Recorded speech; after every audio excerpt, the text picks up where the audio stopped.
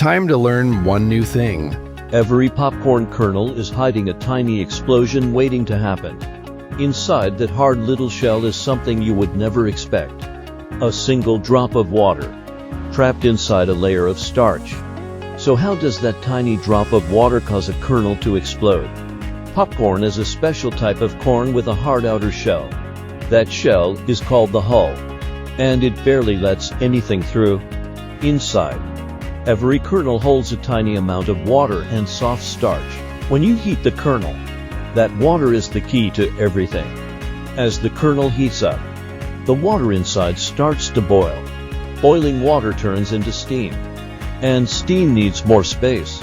But the hard shell will not let the steam escape. So the pressure inside the kernel keeps building and building.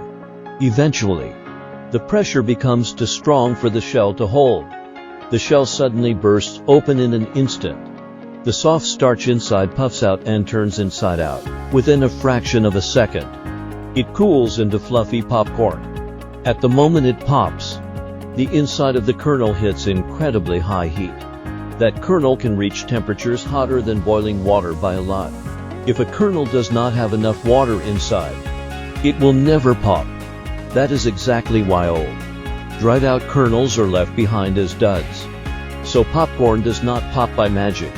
It pops from trapped steam. Water turns to steam. Pressure builds, and the shell finally gives way. Next time you watch popcorn pop, you'll know exactly what's happening inside.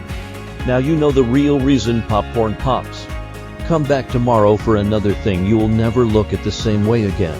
Thanks for watching. Please subscribe and share with your friends so they can learn one new thing too.